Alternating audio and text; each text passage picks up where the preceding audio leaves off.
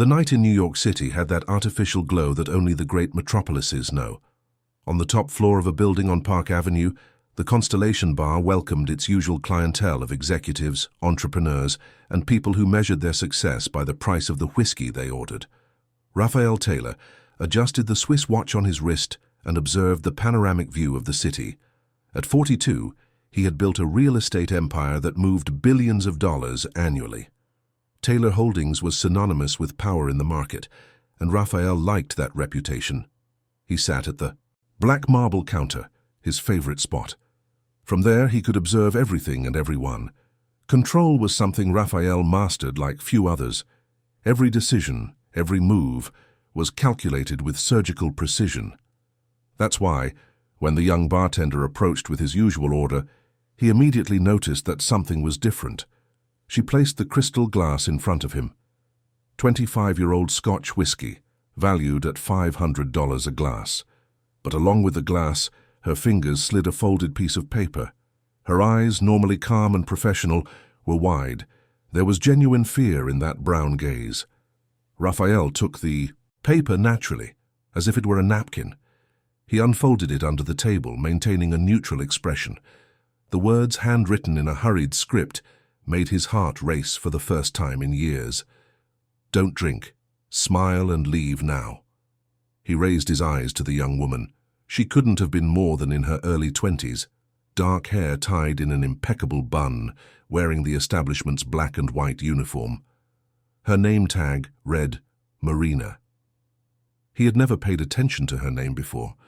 In fact, Raphael barely noticed the people who served him, but now Marina had his full attention. She was cleaning a glass with mechanical movements, but her eyes never left him.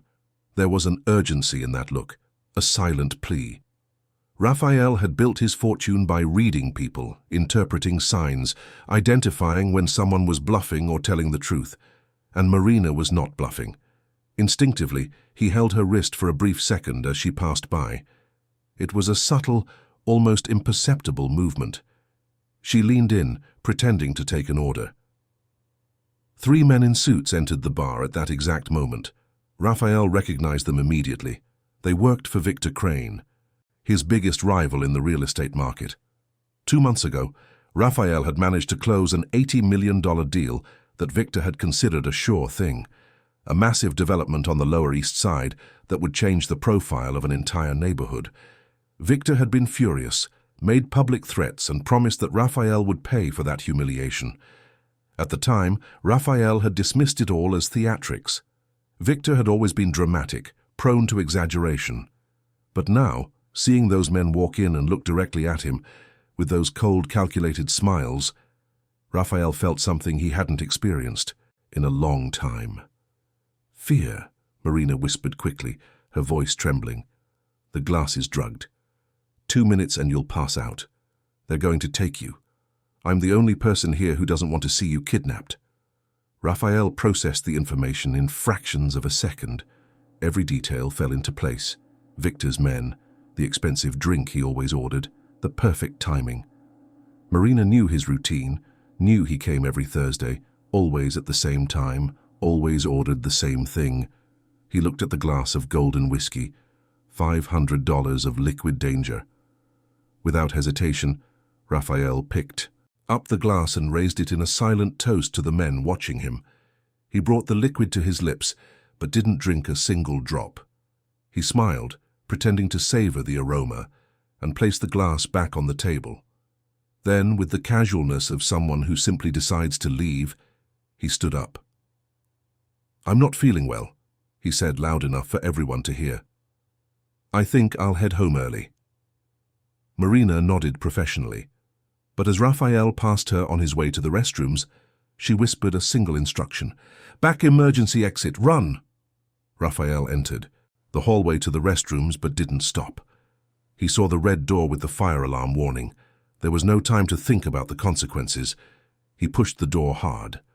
The alarm blared, shrill and urgent, but Raphael was already descending the service stairs. His Italian shoes echoed on the concrete steps as he went down 20 floors without stopping. When he finally reached the street through the back of the building, he was in a narrow alley that smelled of garbage and restaurant grease. a world away from the glamorous entrance of the Constellation. Raphael ran through the alley, loosening his tie, his heart hammering in his chest. He heard footsteps behind him. He turned sharply and saw Marina. She had taken off her uniform apron and was running towards him. "Keep running," she said, out of breath. "Get a cab. Go somewhere they won't expect to find you." "Who are you?" Raphael asked, but Marina was already backing away. "Someone you're going to hate when you find out the truth, but for now, I'm the person who saved your life." And she disappeared back into the alley, leaving Raphael alone in the New York night. Didn't go back to his penthouse on the Upper East Side. He hailed a cab and asked to be dropped off at a modest hotel in Chinatown, far from his usual circles. He paid in cash, using an ID he kept for emergencies. Raphael Taylor hadn't reached the top by being reckless. Locked in the small impersonal room, so different from his world of luxury, he finally allowed the adrenaline to subside. His hands trembled as he picked up his phone. He dialed a number that few knew. "Douglas, I need you now." Douglas Miller was the head of security for Taylor Holdings, a former FBI agent, discreet and loyal. If there was anyone Raphael trusted completely, it was him. 15 minutes later, Douglas was in the hotel room. "I need a full investigation," Raphael said. "Everything on a bartender from the Constellation Bar. Names Marina, everything. Family, history, where she lives, who she associates with. And I want it yesterday." Douglas didn't ask questions. He just nodded and left. Raphael spent a sleepless night, alternating between the window and the bed. Every sound in the hallway made him alert. He had underestimated Victor Crane. That man didn't make empty threats. And somehow a simple bartender had saved his freedom, perhaps his life. But the question that tormented him most wasn't about Victor. It was about Marina. Why had she saved him? How did she know about the plan? And what did she mean by that enigmatic phrase about him hating her when he found out the truth? Raphael looked out the window at the illuminated city. Somewhere out there, Marina was hiding too, with her own secrets and motivations. And Raphael needed to find out what they were before it was too late. 2 days, he thought, he had. Given Douglas 2 days for the complete dossier. 2 days until he found out who the woman who had changed everything, with a simple folded note, really was. Raphael stood up and walked to the modest hotel room window. Outside, the city continued its nightly routine, indifferent to his personal drama. Cars passed, people walked on the sidewalks, neon lights flickered from businesses. Life went on as usual for everyone but him. He thought about his routine before that night, predictable, controlled, meticulously planned. Wake up at 5 in the morning, work out for an hour, a strictly balanced breakfast, arrive at the office at 7. Meetings, negotiations, decisions that moved millions of dollars, business lunches at expensive restaurants, more meetings in the afternoon, dinner alone in his penthouse, usually working on reports. And every Thursday, without fail, the Constellation Bar for his $500 whiskey. It was a life of luxury, but also of loneliness. Raphael had no true friends, only business associates. He had no close family. Girlfriends came and went, attracted by his money and status, but never truly knowing him. He had built walls around himself, thinking it made him strong. But Marina, with a simple note, had cracked those walls. He looked again at the crumpled paper in his hand. The handwriting was firm despite the haste, showing that Marina was sure of what she was doing. She had risked everything to save him. Why? That question tormented him more than any other. People didn't do things like that without deep-seated reasons. Raphael picked up his phone and typed a message to Douglas, even though he knew he was already on the case.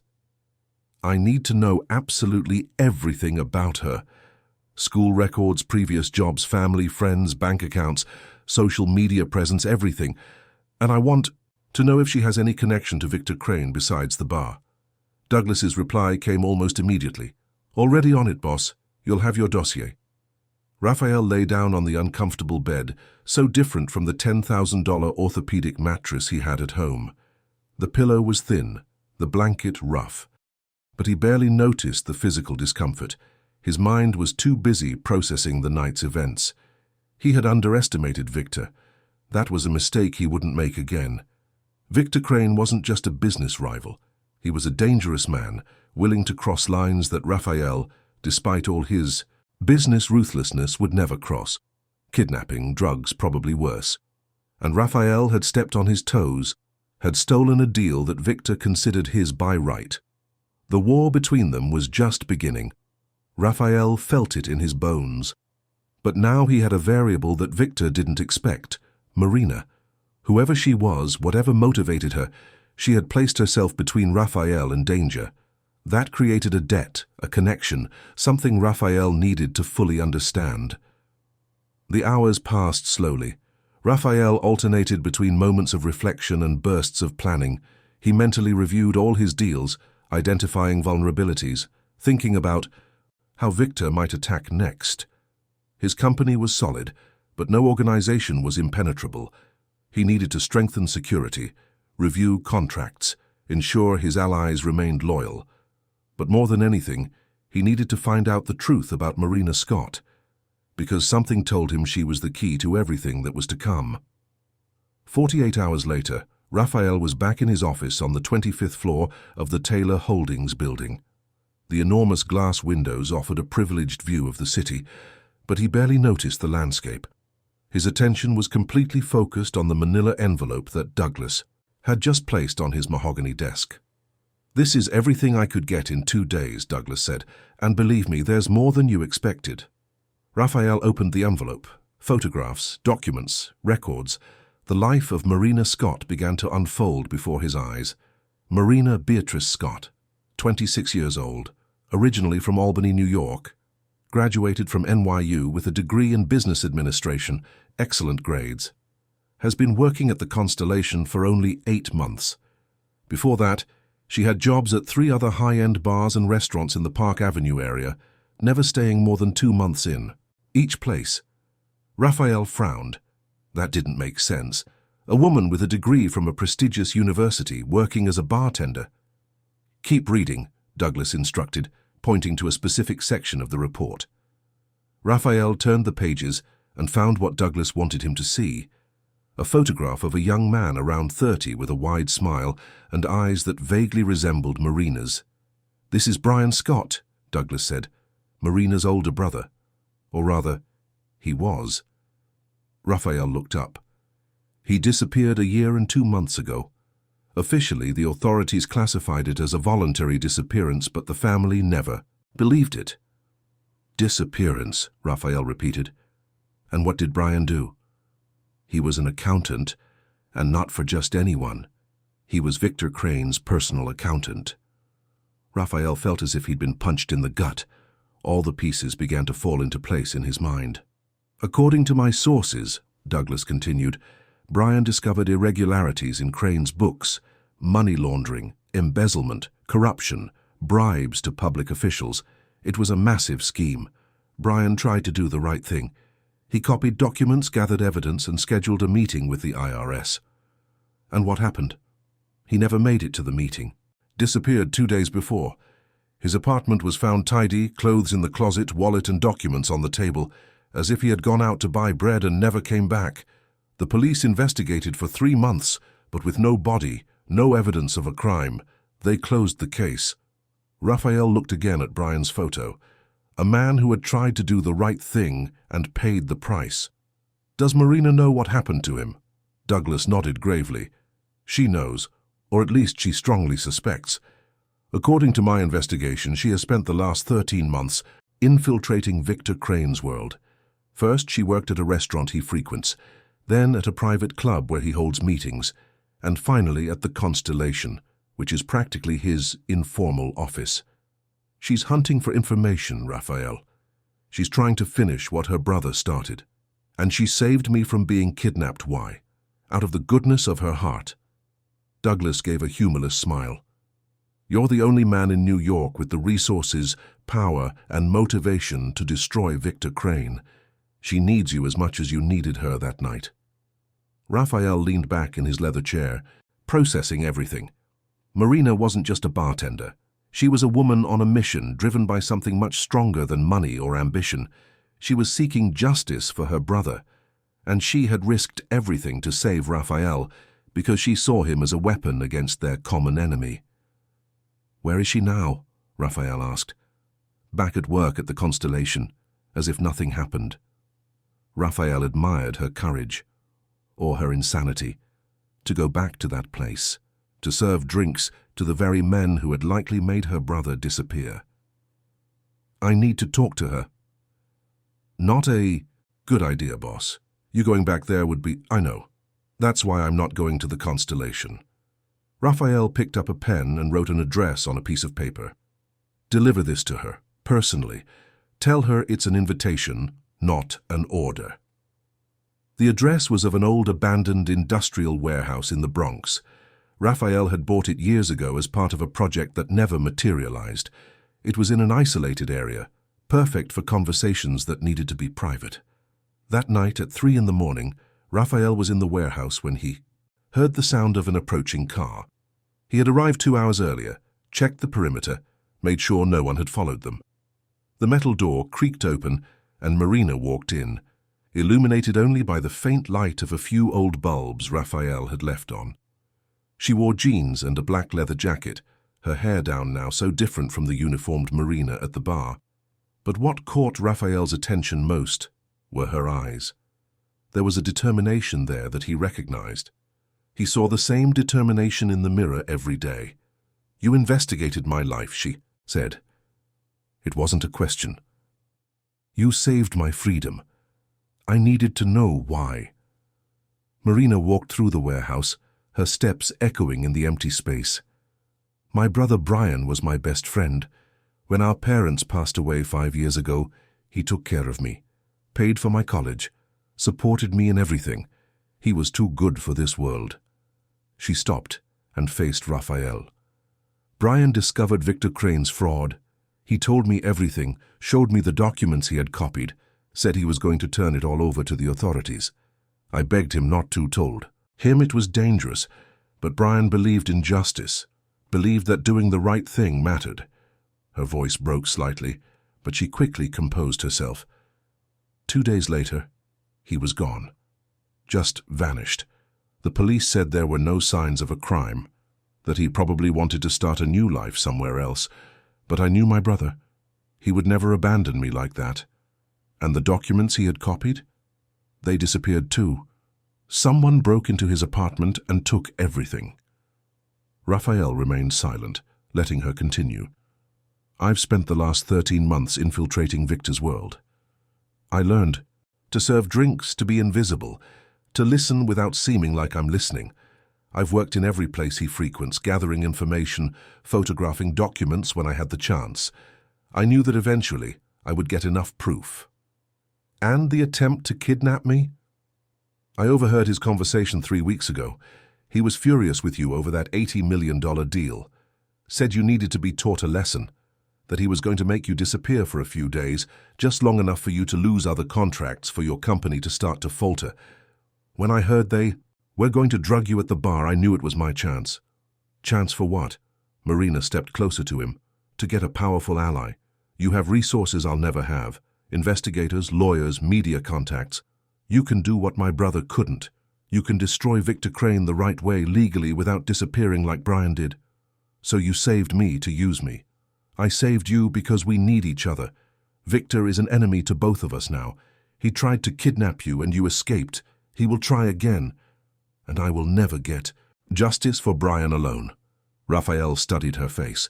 There was no manipulation there, just raw honesty. Marina was right. They needed each other. He extended his hand. "Help me find the evidence against Victor Crane, and I will use all my resources to ensure he answers for everything, including for your brother's disappearance." Marina looked at his outstretched hand for a long moment. Then, finally, she shook it. "Alliance made," she said. Raphael felt something strange in that handshake. It wasn't just a business deal, it was the beginning of something bigger, deeper. 2 people wounded by the same man, joining forces against a common enemy. But there was something more, a connection he hadn't expected to feel. "We meet here," Raphael said, "every night at 3 a.m. You keep working at the Constellation, gathering information. I'll provide the resources and support, and together we're going to bring down Victor Crane's empire." Marina nodded, but before she left, she turned. "Raphael, why are you doing this? It's not just because he tried to kidnap you. There's something more." Raphael hesitated. He rarely spoke about his past, but something about Marina made him want to be honest. "My father was a construction worker. He worked for a corrupt contractor who cut corners on safety. There was an accident. My father didn't survive. The contractor used his money and influence to cover it all up. He never answered for anything. I was 15. I swore that one day I would be powerful enough so that men like him couldn't get away with it." Marina looked at him with new understanding. "So we're both doing this for people we lost." "Exactly." She walked out into the cold night, leaving Raphael alone with his thoughts. For the first time in many years, he didn't feel completely alone in his private war against injustice. He had an ally, and that alliance was about to change everything. When Marina got home that morning, to a small rented apartment in Greenwich Village, she felt exhausted, but also strangely energized. For the first time since Brian had disappeared, she wasn't alone on this mission. She had a powerful ally, with resources she had only dreamed of having. She made some tea and sat on the tiny balcony, looking out at the quiet streets of the neighborhood. This apartment was so different from the one she and Brian had shared. That one had been spacious, cozy, full of happy memories. This one was just functional, a place to sleep between shifts at the bar and espionage sessions. Marina thought about the moment she shook Raphael's hand. She had felt something there, a connection that went beyond the business agreement. It was as if two wounded souls had recognized each other, both driven by past losses, both determined not to let men like Victor get away with it. She picked up her phone and looked at old photos of Brian, his smile always so genuine, the way he would hug her when she was sad. The Sunday afternoons they spent cooking lunch together, Brian trying to teach her recipes their mother used to make. All of that had been stolen from her over a year ago. "Where are you, bro?" she whispered to the photo. "I'm getting closer. I promise I'll find you." In the following days, the dynamic between Raphael and Marina began to establish itself. They exchanged coded messages during the day, setting up their nightly meetings. Raphael provided Marina with an encrypted phone, ensuring their communications were secure. He also assigned one of Douglas's security men to discreetly watch Marina from a distance, ensuring her safety without her knowing. Marina, for her part, continued her meticulous work at the Constellation. She memorized every conversation, every name mentioned, every detail that could be relevant. At night, in the warehouse, she transcribed everything from memory while Raphael and Douglas organized the information into an increasingly complex map of Victor's organization. 3 days after their first meeting in the warehouse, Marina brought a crucial piece of information. Victor had mentioned an accountant who worked for him, someone who knew all the financial details of the operation. Marina had managed to get the name and office address. "If we can get this accountant on our side," Raphael said, "we'll have access to the internal records, documentary evidence that no jury could ignore." "But how do we convince him to cooperate?" Douglas questioned. "He's probably being paid very well to keep his mouth shut." Marina had an idea. "What if I approach him? Casually, as if by coincidence, I can find out if he has any weak spots, something we can use as leverage. Not to blackmail," she clarified quickly, "but to show him he has a way out, a way to protect himself if he cooperates." Raphael admired her strategic mind. Marina wasn't just brave, she was smart, thinking like an experienced executive, despite her apparent lack of experience. "Do it," he agreed, "but be careful. If Victor suspects you're doing more than serving drinks, you'll be in real danger." Marina nodded, but her eyes showed determination instead of fear.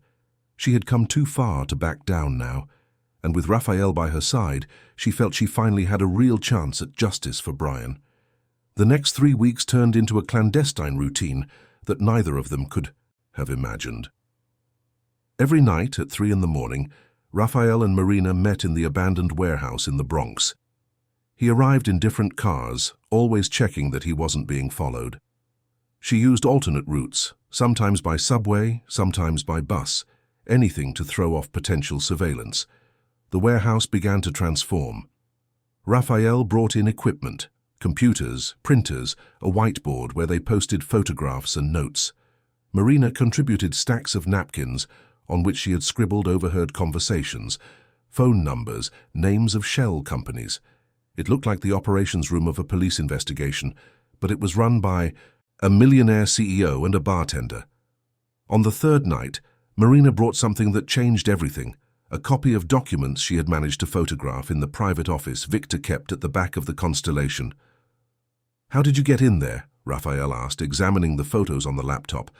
"He called me in to serve drinks during a private meeting. I left my phone recording under a tray.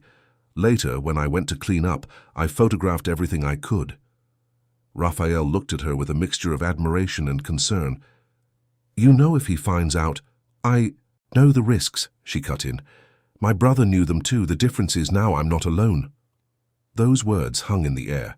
No, she wasn't alone, and neither was Raphael. He hired elite private investigators, men and women who knew how to unearth secrets without leaving a trace. Hackers who managed to access systems Victor thought were secure.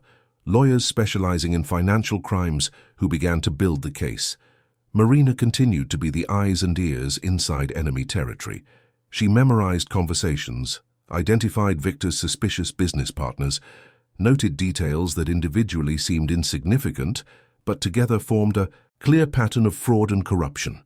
During the second week, something began to change between them. Raphael noticed it first. It was the way she laughed at one of his sarcastic comments, the way her eyes sparkled when they discovered a new clue, the way she would casually touch his arm when explaining something, a simple gesture that sent an electric current through him.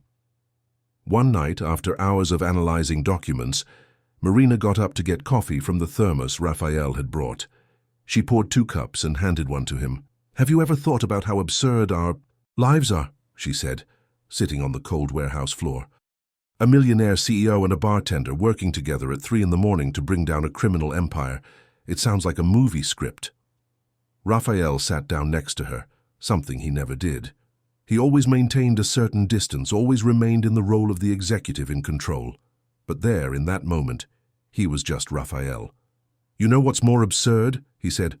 "Before I met you, I thought I understood the world. I thought power and money were everything, that people like me were on a different level. But you showed me that courage has no price, that determination doesn't come from a bank account." Marina stared at him.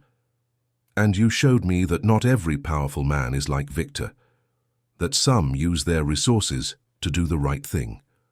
They sat there side by side on the dirty warehouse floor, drinking reheated coffee, and for the first time in weeks, they didn't talk about the case. They talked about their lives. Raphael told her about the loneliness of being at the top, of never knowing if people wanted him or just his money. Marina talked about growing up poor, about how she and Brian shared a tiny room but were happy, about dreams she had to postpone when he disappeared. "I should be running a company by now," she said with a sad smile. "That was my plan. Work hard, climb the ladder, maybe one day start my own business. But when Brian disappeared, all of that seemed irrelevant. How could I move on knowing he never got that chance, that someone took him from the world and never answered for it?" Raphael understood perfectly. He had spent years building his empire driven by the same thirst for justice. The difference was that he had turned his pain into ambition, while Marina had turned hers into a mission of vengeance. "When this is over," he said, "you'll get back to your plans. I'll personally make sure of it, a position in my company, or the resources to start your own business, whatever you want." "I didn't do this for rewards, Raphael. I know, but you deserve a future. Brian would have wanted that for you." Marina wiped away a tear that threatened to fall. "Thank you." That's when it happened. She leaned in and rested her head on his shoulder, a simple, almost innocent gesture. Raphael froze for a moment, then slowly he put his arm around her. They stayed like that for long minutes, 2 unlikely allies finding comfort in each other. The following week, the investigation gained momentum. Raphael's hackers found a series of deleted emails that Victor thought were lost forever. In them, he openly discussed money laundering schemes, bribes to city inspectors, even veiled threats to people who opposed his deals. "This is gold," Douglas said, examining the files. "With this and the recordings Marina got, we have enough to bury him." But Raphael wanted more. He wanted irrefutable physical proof, and Marina had a piece of information that could give them just that. "Victor is planning a big meeting," she said one night. "I heard him arrange it with his main partners. It's going to be in a warehouse at the port of Newark 5 days from now. He's receiving a cash delivery. $5 million in cash, coming from a kickback scheme on public works." Raphael stood up, energized. "If we can get proof of this transaction, images, recordings, it will be the final nail in his coffin." Douglas, who now participated in the nightly meetings, shook his head. "It's too risky. If Victor suspects anything—" "That's why we'll be perfect," Raphael interrupted. "We'll install cameras and microphones in the warehouse before the meeting. We'll document everything from a distance without exposing ourselves." Marina bit her lip. "I want to be there. I want to see his face when he realizes he's been caught." "Absolutely not," Raphael said. "It's too dangerous." She turned to him, her eyes blazing. "Brian was my brother, Raphael. I haven't spent over a year of my life infiltrated in Victor's world to sit on the sidelines at the final moment. I deserve to see this." Raphael was about to argue, but he saw the determination in her eyes. It was the same determination he saw in the mirror. He had no right to take that from her. "All right," he conceded, "but you stay with me the entire time, and at the first sign of trouble, we're out.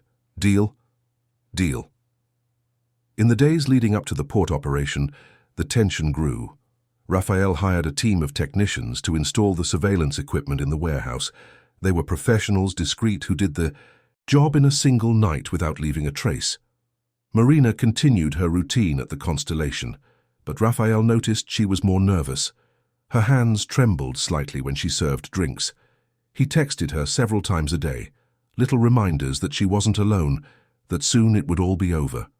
The night before the operation, they met at the warehouse as usual, but this time the atmosphere was different. There was an energy in the air, a mix of anticipation and fear. "Tomorrow, everything changes," Marina said, looking at the board full of evidence they had accumulated. "Tomorrow, Victor finally pays for what he did to Brian. And to you," Raphael added, "he stole a year of your life, he stole your dreams, your future. Tomorrow, you get all of that back." Marina moved closer to him. They were just inches apart. Raphael could smell her soft perfume, see the small golden flecks in her brown eyes. "I never properly thanked you," she whispered, "for believing in me, for giving me the means to do this, for making me feel like I'm not crazy for not giving up." "You don't have to thank me. I should be thanking you. You saved me, remember? Then we're even." She smiled, but there was something more in her eyes. An unasked question. Raphael felt his heart race. He knew this was wrong. She was his ally on a dangerous mission. Mixing feelings was reckless. It could compromise everything. But then Marina moved closer, and all logical reasons vanished. She touched his face gently, giving him time to pull back if he wanted. He didn't pull back. Instead, he tilted his head and kissed her. It was a soft kiss at first, almost hesitant, but it quickly deepened, charged with all the emotions they had both suppressed for weeks. Fear, hope, desire, trust, all mixed into a single intense moment. When they finally broke apart, they were both breathless. "This complicates everything," Raphael said, but he was smiling. "Or maybe it's the only simple and true thing in all this chaos," Marina replied.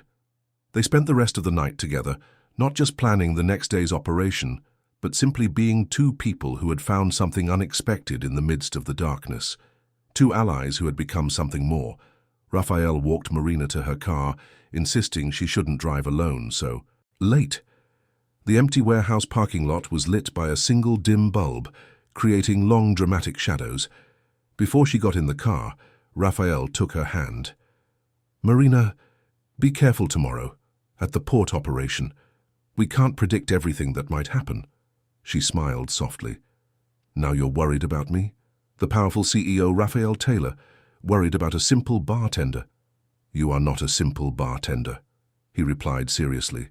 You're one of the bravest people I've ever met. And yes, I'm worried. More than I should be, considering we've only known each other for 3 weeks. Marina touched his face, gently. I worry about you too, Raphael. And that scares me a little. It wasn't part of the plan to feel this.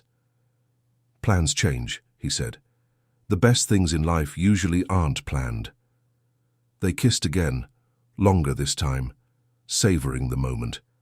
When they finally separated, they both knew they had crossed a line. They were no longer just allies. They were something deeper, more complex, more risky. Marina drove home with her heart racing. For the first time in over a year, she thought about a future beyond revenge. A future where maybe she could be happy again. No future with Raphael. Raphael returned to his penthouse that morning. The luxurious apartment felt as empty as ever, but now he felt the loneliness differently. Before, he had accepted it as part of his life. Now, thanks to Marina, he realized it didn't have to be that way. He went to his private bar and picked up a bottle of whiskey. The same whiskey he had ordered on that fateful night at the Constellation. He poured a glass and looked at the golden liquid, remembering how close he had come to drinking it. If he had, everything would be different now. He would probably be locked up somewhere, drugged, while Victor destroyed his company. But Marina had saved him, and in saving him, she had become the most important person in his life. Raphael picked up the phone and called his personal assistant, even though it was 4 a.m. She always answered, part of her generous contract. Julia, I want you to arrange something for me, an anonymous donation of $100,000 to Marina Beatrice Scott's bank account. Make it look like a scholarship she won years ago that's only now being processed. Mr. Taylor, it's 4 a.m. I know what time it is, Julia. Can you do it? Of course, consider it done. Raphael hung up and took a sip of the whiskey. He knew Marina would probably refuse money directly from him. Her pride wouldn't allow it. But if it looked like a forgotten scholarship, she might accept it. And God knows she needed it. Working as a bartender while investigating Victor didn't leave much for savings. In the days leading up to the operation, Raphael and Marina became inseparable outside of her work hours. He would pick her up, after her shift at the Constellation, always in different cars, always taking varied routes to avoid being followed. They would go to the warehouse, work on the investigation, but they also talked. Really talked. Marina told him about her childhood, about how her parents had worked hard in humble jobs to give her and Brian an education, about how Brian had always been the protective older brother, teaching her to be strong, to never give up, about the dreams she had of one day running her own company, making a difference in the business world. Raphael shared memories he had never told anyone, about finding his father's body after the accident, about the jury that acquitted the corrupt contractor because he had expensive lawyers and bought off witnesses, about the promise he made beside his father's coffin that he would never be that powerless again, that he would build enough power to challenge men like that contractor. And you did it, Marina said. You have all that power now. The question is what you're going to do with it. I'm learning that from you, he replied. Power without purpose is empty. You've shown me that I can use my resources for something greater than accumulating wealth. One night, just 2 nights before the port operation, they didn't go to the warehouse. Instead, Raphael took Marina to a small, discreet restaurant in the East Village, far from his usual circles. It was a simple place with checkered tablecloths and comfort food, nothing like the 5-star restaurants Raphael normally frequented. Why here? Marina asked, curious. Because here we can just be Raphael and Marina, he said. Not the CEO and the investigator, just 2 people having dinner together. They ate gumbo, drank old fashions, and for the first time in weeks, they didn't talk about Victor or plans for revenge. They talked about favorite movies, music they loved, places they'd like to visit, normal things that normal people share on a normal date. I didn't know you liked jazz. Marina laughed when Raphael admitted to having a secret playlist of John Coltrane and Ella Fitzgerald. There are a lot of things about me you don't know, he replied with a smile. I'm not just expensive suits and board meetings. And I'm not just jeans and bar aprons, she retorted. Before all this happened, I had normal dreams. I wanted to get married, have kids, travel the world. Simple things that seem so distant now. Raphael took her hand across the table. Those dreams don't have to stay distant forever. When this is all over, you can pick them up again. You deserve to be happy, Marina. And you? She asked. What do you want when this is all over? Raphael looked deep into her eyes. Honestly, I want to find out if this thing between us is real or just adrenaline and extreme circumstances. I want to take you to dinners like this without hiding. I want to introduce you as my girlfriend, not my secret ally. I want a chance to really get to know you without Victor Crane hanging over our heads. Marina felt tears welling up. I want that too, more than you know. Then let's finish this mission, Raphael said with determination. Let's destroy Victor, rescue Brian, and then we'll find out who we really are together. No secrets, no danger, just us. The port of Newark, before dawn, had a cinematic quality. The fog rising from the water enveloped the enormous stacked containers, creating ghostly shapes and shadows. Raphael parked the black van 3 blocks from the designated warehouse. Inside the vehicle, he, Marina, and Douglas checked the equipment one last time. The cameras are all working, Douglas confirmed, looking at the portable monitors.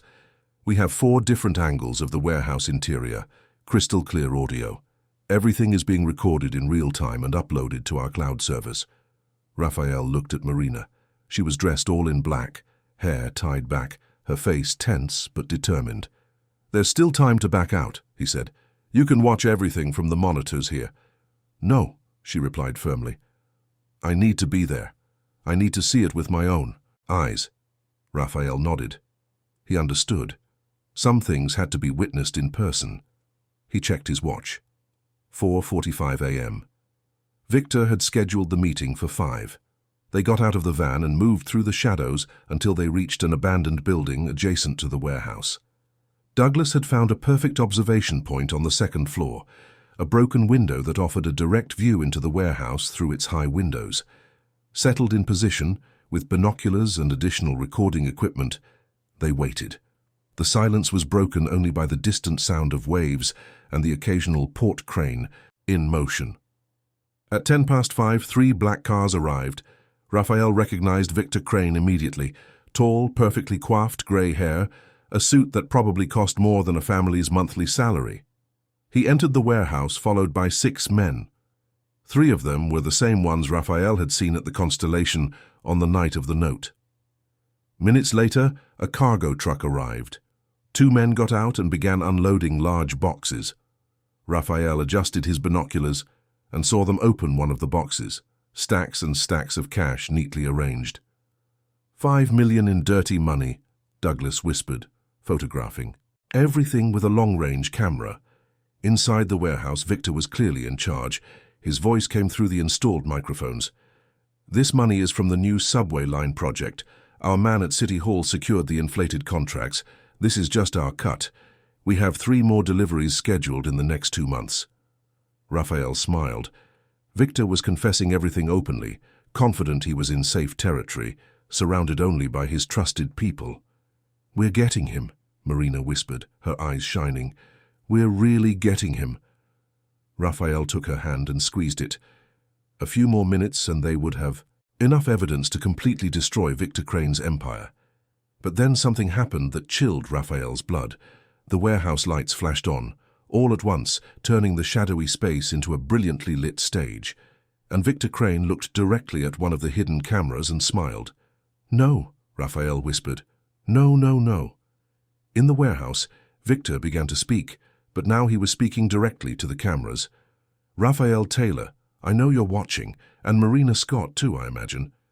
Hello, dear, did you really think I didn't know you were spying on me this whole time? Marina's heart stopped. Douglas was already getting up, preparing their retreat. It was a trap the whole time, Raphael said, incredulous. He knew. He always knew. In the warehouse, Victor continued. Let me explain what's going to happen now. You installed cameras in my warehouse without authorization. That's trespassing and illegal surveillance. I have witnesses that I was just storing legitimate cash here. The money you're seeing, it's mine. From completely legal and documented sales. I've already prepared all the paperwork. Douglas pulled Raphael's arm.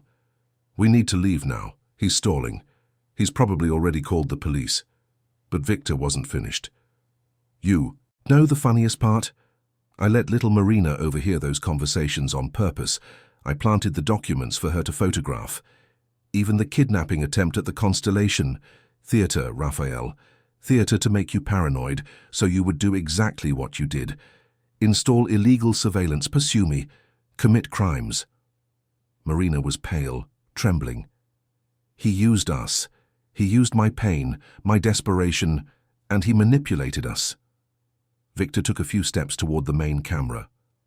When the police arrive, and they're already on their way, they will find evidence that Raphael Taylor, CEO of Taylor Holdings, installed illegal surveillance, equipment on private property. He will be arrested, and while he fights the charges, I will go to his company's board meeting and propose a hostile takeover. With Raphael out of commission, in jail or fighting to clear his name, no one will be able to stop me. Raphael felt rage boiling inside him, but Douglas was right. They had to leave. But as they turned to flee, they heard sirens in the distance, approaching fast. "Fire escape!" Douglas shouted. "Now!" They ran down the external metal staircase of the abandoned building. The sirens were getting louder. Marina stumbled and Raphael caught her, preventing her from falling. "Keep running," he ordered. When they reached street level, they saw 3 police cars turning the corner, heading toward the warehouse. They hid behind a massive container, breath ragged, hearts pounding. Douglas checked his phone. "I have a car waiting 4 blocks from here. It's our only chance." They started running again, keeping to the shadows, using the containers as cover. Raphael could hear the voices of police officers behind them, shouting orders. But they had an advantage. They knew the escape route. Douglas had planned it. They finally reached the car, a common sedan that didn't attract attention. They got in quickly, and the driver, one of Douglas's trusted men, accelerated in a controlled manner, nothing that looked like a desperate escape. Only when they were several miles from the port did Raphael finally take a deep breath. "He beat us," Marina said, tears streaming down her face. "Victor planned everything. He turned my search for justice into a trap, and I fell right into it." Raphael pulled her close. "It's not over yet. He may have turned the tables, but he hasn't won yet." "How?" Douglas asked. "We have to assume. The police will want you for questioning. Victor will use this to destroy your reputation and take over your company." Marina wiped her tears, a new determination rising in her eyes. "Wait," she said. "There's something Victor doesn't know. Something I did without telling anyone." She took out her phone and opened an audio recording app. "During these 8 months undercover, I wasn't just listening. I was recording. Everything. Every conversation. Every confession. Every veiled threat. I have hours and hours of audio of Victor Crane discussing his real crimes." Raphael and Douglas looked at her, stunned. "When I went back to the Constellation after saving you that night," she continued, "I knew Victor might be suspicious, so I took a precaution. I copied all the recordings to the cloud, and not only that, I set up a failsafe. If anything happens to me or to you, Raphael, the recordings are automatically sent to 3 different investigative journalists, the IRS, the FBI, and the Department of Justice." "You did what?" Raphael was in awe. Marina smiled for the first time since the trap had been sprung. "I'm not just a bartender, Raphael. I have a degree in business administration, remember? I learned about risk management and contingency plans. I learned you always need a backup plan." Douglas let out an incredulous laugh. "She played you, Victor. The girl you underestimated had an ace up her sleeve the whole time." Marina tapped on her phone. "I have recordings of him admitting to bribes, money laundering, even discussing what happened to my brother Brian. He was drunk one night and confessed to a partner how they made Brian disappear, how they staged the scene to make it look like he ran away voluntarily." Her voice trembled as she mentioned her brother, but she remained firm. "I have the proof Brian tried to get, and more, and now we're going to use it." Raphael felt something he hadn't felt in hours. Hope. No, more than that. The certainty of victory. "Douglas, arrange an urgent meeting with our lawyers. Marina, you need immediate protection. We're going to take these recordings and turn them into an airtight legal case." And Victor? Marina asked. Raphael smiled, but it was a cold, calculated smile. Victor is so busy celebrating his supposed victory that he hasn't realized he's already lost. He underestimated you, Marina. He thought you were just a desperate, easily manipulated girl. That was his mistake. Marina looked out the car window as the sun began to rise over New York. The city was waking up, oblivious to the drama that had unfolded at the port. But soon, everyone would know the truth. Soon, Victor Crane would discover that the woman he thought he had used was actually the person who would seal his fate. "Let's go to him," Marina said with fierce determination. "Let's go to Victor and show him that it's over. That he may have won a battle, but he's lost the war." Raphael took her hand. "Together." "Together," she confirmed. And as the car drove through the waking city, they began to plan their final move. Raphael, Marina, and Douglas spent the next 6 hours in a private law office that Raphael kept for sensitive matters.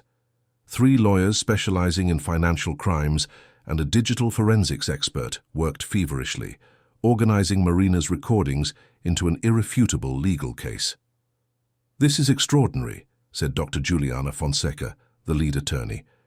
"We have recorded conversations where Victor Crane admits to money laundering, paying bribes, coercing public officials, and this recording where he discusses the disappearance of Brian Scott is especially incriminating." She played a snippet. It was Victor's unmistakable voice, slurred from alcohol but clear. "The accountant got too curious, started copying files. We had no choice. We made it look like he wanted to disappear. It was easy. The guy was single, not many friends. We left his apartment tidy like he'd planned it. Nobody questioned it much." Marina closed her eyes as she listened. It was the confirmation of what she had always known in her heart. But hearing it in words was devastating. Raphael squeezed her hand in silent support. "With this evidence," Dr. Fonseca continued, "we can not only criminally prosecute Victor Crane, but also completely dismantle his organization. The recordings mention names, dates, specific amounts. It's all here." "What's our next move?" Raphael asked. Dr. Fonseca looked at them seriously. "Normally I would say we go straight to the authorities, but considering Victor tried to use the police against you a few hours ago, we need to be more strategic. We need to present this in a way that cannot be ignored or manipulated by him." "I have an idea," Marina said. "Victor is expecting us to run, to hide. He thinks he's won. What if we do the exact opposite? What if we go to him?" Douglas shook his head immediately. "That's insane. He'll have security. It could be dangerous." "Not if we do it the right way," Marina insisted. "Raphael, you have contacts in the media, right? Investigative journalists you trust?" Raphael nodded slowly, beginning to understand where she was going. "I do. Caroline Miles from WABC News. She did a series on corruption last year. She's incorruptible." "Perfect," Marina said.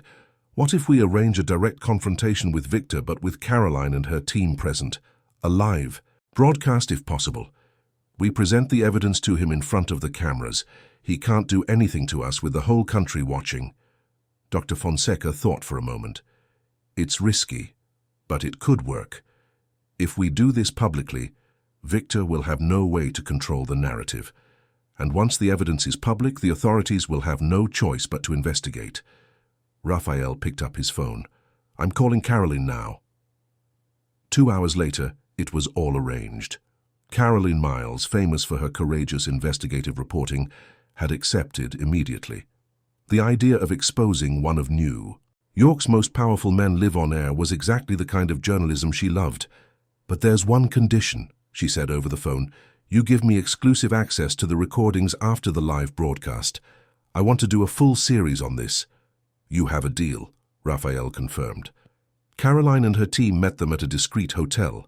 She reviewed the recordings quickly, her eyes widening with every minute. "This is going to bring down an entire empire. You know that, right? It's not just Victor, it's his whole network, politicians, businessmen, public officials.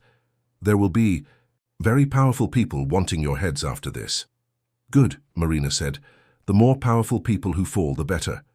Caroline smiled. "I like you." The plan was simple but bold. They would go to Victor Crane's office. Caroline and her team would be with them, cameras rolling, broadcasting live to the news website and social media. Raphael would confront Victor, Marina would present the evidence, and everything would be documented in real time. At 5 in the afternoon, they stood in front of the luxury commercial building that housed the main office of Crane Enterprises. It was an imposing glass and steel structure in the heart of the financial district, a monument to Victor's success, or as Raphael now understood, to organized crime under a corporate facade. Douglas had brought his own security, 6 large men, ex-military, forming a perimeter around the group. Caroline checked the equipment one last time. "We're live in 3, 2, 1, and they walked in. The receptionist tried to stop them, but Raphael just kept walking, his imposing CEO demeanor intimidating any objection. They took the elevator straight to the top floor where Victor's executive office was located. The elevator doors opened to reveal a luxurious lobby. Victor's secretary stood up, alarmed at the sight of the group with cameras. "You can't come in here without an appointment." Raphael simply walked past her and pushed open the double solid wood doors to the main office. Victor Crane was sitting behind a massive desk, talking on the phone. When he saw Raphael, Marina, and the TV crew enter, his face went from surprise to anger, and then to something more calculated. "I'll call you back," he said calmly into the phone and hung up. "Raphael Taylor, I thought you'd be in hiding after the mess you made this morning, and you brought the press. How dramatic." "Dramatic would be the right word," Raphael said, stopping in front of the desk. "But I'm not the dramatic one here, Victor. You are. You created an entire elaborate charade trying to trap us. You manipulated Marina, manipulated the situation, thought you were being brilliant." Victor leaned back in his chair, smiling. "And wasn't I? You committed illegal surveillance. The police have proof. Your company will be mine by the end of the week." Marina stepped forward. "You underestimated me, Victor. You thought I was just a desperate girl you could manipulate. But you forgot that I spent 8 months learning from you, watching how you operate, and I learned very well." She took a flash drive from her pocket and placed it on the desk. "This contains 8 months of audio recordings, you discussing money laundering, admitting to bribes, ordering threats, and my personal favorite, you, drunk, confessing how you made my brother Brian disappear." Victor's expression changed. The confident smile vanished. "You're bluffing." Caroline stepped closer, her camera pointed directly at Victor. "She's not bluffing, Mr. Crane. I've reviewed the recordings myself. They're authentic. And right now, thousands of people are watching this live broadcast. Would you like to comment on your criminal activities?" Victor shot up, knocking his chair over. "Turn off those cameras. Get out of my office now or I'll call security." "Go ahead and call them," Raphael said. "But do you really want to draw more attention to this? The recordings have already been sent to the FBI, the Department of Justice, and the IRS. Investigators are on their way. It's a matter of hours until you're arrested." Victor looked around, searching for exits, calculating his options. But he was cornered, and he knew. "You don't understand who you're messing with," he said, his voice low and threatening. "I have powerful friends, politicians, judges, police commissioners. You think you can take me down with a few recordings?" Marina moved closer, her eyes fixed on him. "Your recordings mention those powerful friends, their names, the amounts they received, the dates of the transactions. When you go down, you're taking all of them with you. Your empire will crumble, and all because you underestimated the sister of the man you made disappear." For the first time, Victor looked genuinely shaken. He looked at Marina as if seeing her for the first time. "Brian was your brother?" Marina nodded, tears in her eyes but her voice firm. "And you took him from me. You made it seem like he had abandoned me, that he had run away. But I always knew the truth, and I spent over a year of my life preparing for this moment." Victor slowly sat back down, the reality of the situation finally sinking in. He had lost, completely. "What do you want?" he asked, defeated. "Justice," Raphael answered. "We want you to confess everything, to tell us where Brian Scott is, to hand over all the evidence you still have hidden, And we want you to answer for every crime, every fraud, every life you've destroyed." Victor looked at the still rolling cameras. Thousands of people watching. There was no way out. "And if I don't?" Marina leaned over the desk. "Then I will personally ensure that every second of these recordings is released. Every name, every crime, every sordid detail of your organization. You're going down either way, Victor. But by cooperating, you might at least have some dignity in the process." There was a long silence. Victor looked at his hands, then at the luxurious office around him, then back at Marina and Raphael. He sighed heavily. "All right, I'll confess. I'll tell you everything." And there, in front of the live cameras, with thousands of viewers watching, Victor Crane began to confess. He spoke of the corruption schemes, the money embezzled from public works, the politicians he had bought. And finally, he spoke about Brian Scott. "The accountant found out everything. He had proof. I couldn't let him go forward with it.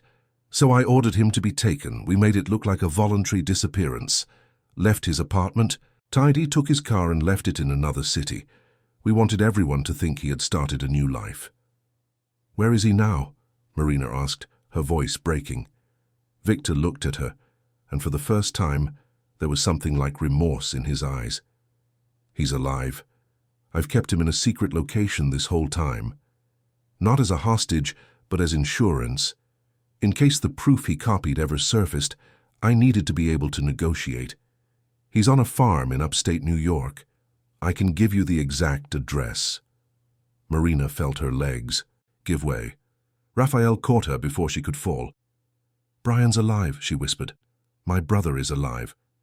The tears finally fell, but now they were tears of relief, of joy, of something she thought she would never feel again. Hope. The farm was 5 hours from New York City, hidden among the green mountains of the Catskills. Marina could barely breathe as the helicopter Raphael had chartered flew over the property. The FBI was already on site, securing the area. Victor had given the exact address and the authorities had acted quickly. When the helicopter landed, Marina was out before the rotors had completely stopped. Raphael ran after her, worried, but understanding that nothing would stop her. She ran toward the main house, where a group of agents was waiting.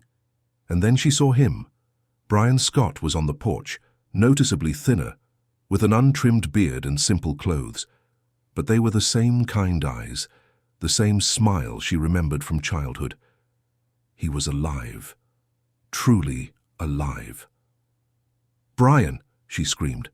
He turned, and his eyes widened. For a second, he seemed not to believe it. Then he started running too. Brother and sister met in the middle of the dirt path, hugging each other tightly, both crying. "Marina, my Marina, I knew you'd find me, I always knew."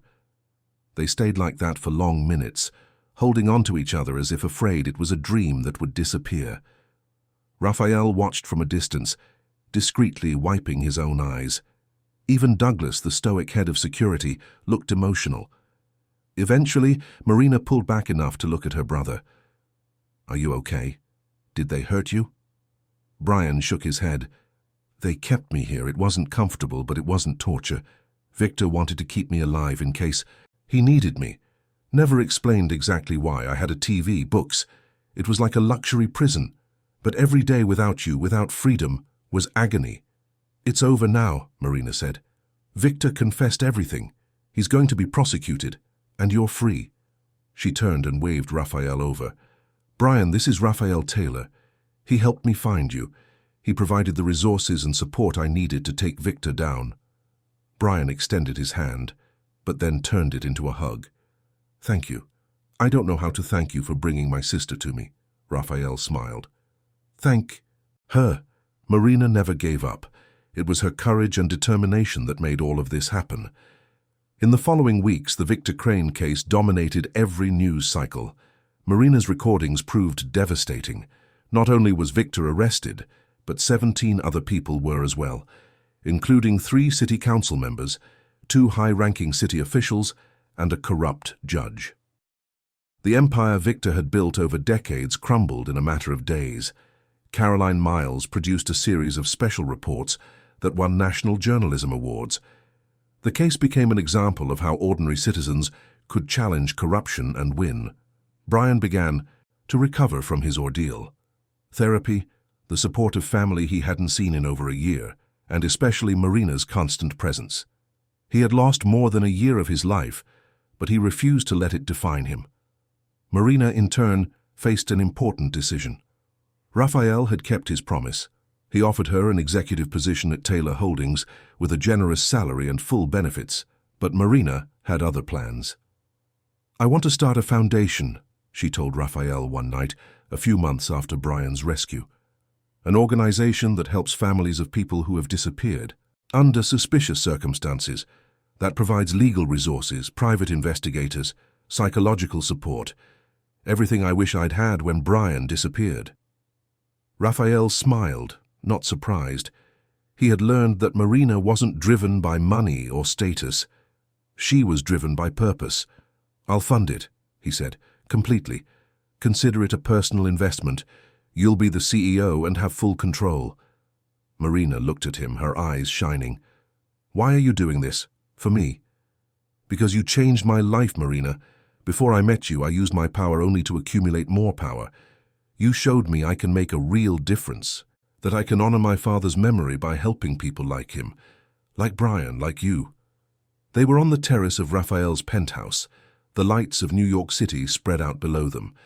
So much had changed since that night at the Constellation Bar. Raphael was no longer just the ruthless CEO. Marina was no longer the bartender pretending to be invisible. They had been transformed through adversity, finding not only justice, but each other. Marina moved closer to him. "You know what's funny? If Victor hadn't tried to kidnap you that night, we never would have met. He inadvertently brought us together." Raphael pulled her close. "Then I suppose I should thank him for that, though for nothing else." They kissed under the stars, two survivors who had found love in the midst of chaos. 3 years passed.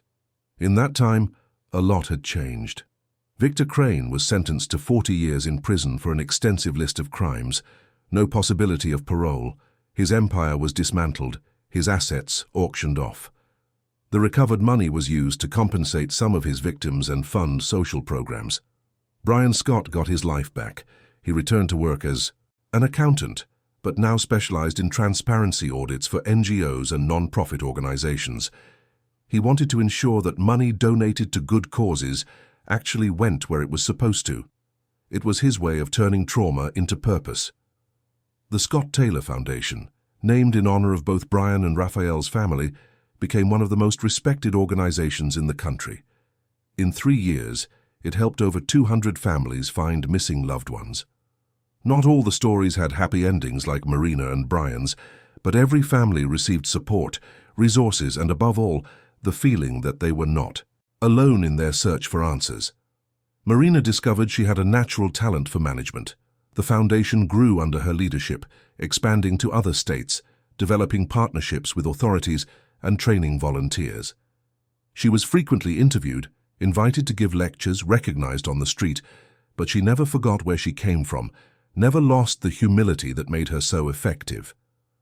Raphael continued to run Taylor Holdings, but with a completely different perspective. He implemented rigorous corporate ethics programs, created a social responsibility division, and ensured his real estate projects benefited the communities where they were built, not just his. Investors. He had promised his father he would use his power for good, and he was finally fulfilling that promise completely. And through it all, Marina and Raphael remained together. It wasn't always easy.